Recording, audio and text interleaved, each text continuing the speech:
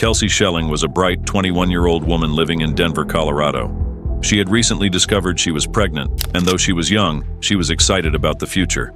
Kelsey had always been a positive person, full of hope and plans.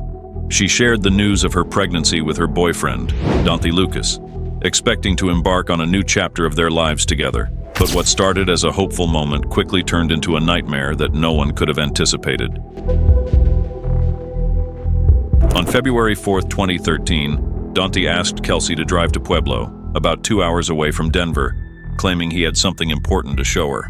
Trusting him and filled with anticipation, Kelsey jumped into her black Chevrolet Cruze and made the trip. That night, Kelsey texted Dante to let him know she had arrived in Pueblo. He told her to meet him at a Walmart parking lot, which might seem like a strange choice, but Kelsey didn't question it. She trusted Dante, despite the rocky nature of their relationship. They had been dating on and off for about 2 years, and although they had their ups and downs, Kelsey believed that this baby could be the start of something better for them. Surveillance footage from the Walmart parking lot shows Kelsey's car pulling in at around 11 p.m. Moments later, another car, driven by Dante, pulled up beside her. Kelsey got into the passenger seat of his car, and that was the last time anyone saw Kelsey Schelling. Kelsey's relationship with Dante had always been fraught with tension. Friends and family had noticed red flags. Dante was controlling and emotionally manipulative, often making Kelsey feel isolated. There were times when she would confide in her friends about the arguments they had and how Dante would blow hot and cold. Dante had a way of getting inside Kelsey's head, making her doubt herself and her decisions. But Kelsey, ever the optimist, believed she could fix things. She thought that the baby might bring them closer together, that it might change Dante's attitude. But as it turned out, Dante's reaction to the pregnancy was far from what she had hoped for. Instead of being supportive, he became distant and cold, even dismissive of the idea of becoming a father. This growing tension over the pregnancy could have been the motive behind what ultimately happened to Kelsey.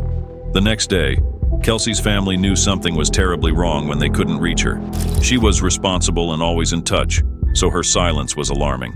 Her mother, Laura Saxton, began calling hospitals, friends, anyone who might know where Kelsey was, but no one had seen her. The fear in Laura's voice was evident as she contacted the police, reporting her daughter missing. The police immediately began searching, but as they dug into Kelsey's last known movements, the mystery only deepened.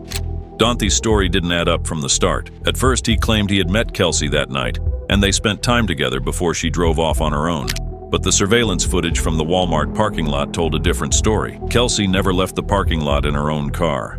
Even more suspicious was that over the next few days, Dante was caught on camera trying to withdraw cash from an ATM using Kelsey's debit card multiple times. He was also seen driving Kelsey's car around Pueblo, all while telling police and Kelsey's family that he had no idea where she was. After Kelsey's disappearance, Dante exhibited several suspicious behaviors. He continued to use her debit card as if nothing had happened, trying to withdraw money from ATMs, despite Kelsey being missing. His actions raised red flags not only with the authorities but also with Kelsey's family. Dante's nonchalant attitude, his refusal to participate in search efforts, and the inconsistent statements he gave to the police further implicated him. His behavior painted a picture of a man who was trying to cover his tracks, who wasn't concerned about Kelsey's well-being because he already knew what had happened to her. As the days turned into weeks, the search for Kelsey intensified. Her car was eventually found abandoned in a hospital parking lot in Pueblo, with some of her belongings inside. But the discovery brought no relief. There were no clues as to Kelsey's whereabouts. For her family, the not knowing was the worst part. They organized searches, handed out flyers, and created a social media campaign to keep Kelsey's story in the public eye. They appeared on news channels, pleading for information, for anyone who might have seen something to come forward. The emotional toll on Kelsey's family was immense. Laura Saxton, Kelsey's mother, was tireless in her efforts, refusing to let her daughter's case go cold. The uncertainty, the fear, and the endless waiting were almost unbearable. But they kept going because they had to. They couldn't give up on Kelsey. Years passed, and despite the mounting evidence against Dante, it took a long time before authorities could build a strong enough case to arrest him. Kelsey's family never gave up, tirelessly advocating for their daughter and demanding justice. Finally, in 2017, 4 agonizing years after Kelsey disappeared, Dante Lucas was arrested and charged with her murder, even though her body had never been found.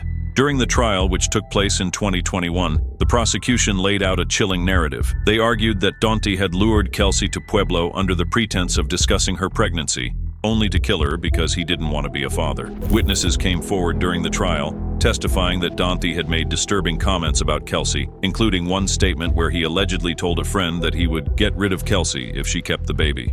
The circumstantial evidence, combined with his suspicious actions in the days following her disappearance, painted a damning picture. Despite the defense's argument that there wasn't enough proof without a body, the jury wasn't convinced. The trial also revealed more about Dante's behavior in the days following Kelsey's disappearance. He continued living his life as if nothing had happened, showing no concern for Kelsey's well-being. His cold, calculated demeanor in court, as well as the damning testimony from witnesses, made it clear to everyone that Dante was hiding something. The jury listened to the testimony of Kelsey's heartbroken family, heard about the pain and suffering they had endured for years, and realized that the only person who could have ended Kelsey's life was Dante. On March 8, 2021, Dante Lucas was found guilty of first-degree murder and sentenced to life in prison without the possibility of parole. It was a small measure of justice for Kelsey's family, who had waited nearly 8 years for answers. The moment the verdict was read, there was a mixture of relief and sorrow in the courtroom. Kelsey's family had fought so hard for this day, but it was bittersweet. Despite the conviction, many questions remain. What exactly happened to Kelsey that night? Where is her body? And why did she have to die? The pain of not knowing what happened to Kelsey is something her family lives with every day. Even with Dante behind bars, the unresolved aspects of the case continue to haunt them. Kelsey's family continues to search for her, hoping that one day they will find her and bring her home. The ongoing search efforts show the depth of their love and the agony of not knowing. They hold on to the hope that someone somewhere knows something that could finally lead them to Kelsey. Despite the conviction, the biggest question remains: where is Kelsey? The fact that her body has never been found leaves a lingering sense of injustice. Her family continues to advocate for more searches, hoping that one day they will find her and bring her home. The search for Kelsey is not just about justice, it's about closure, about being able to say goodbye properly. This unresolved aspect of the case is one of the most painful parts for her family and adds a layer of tragic mystery to the story.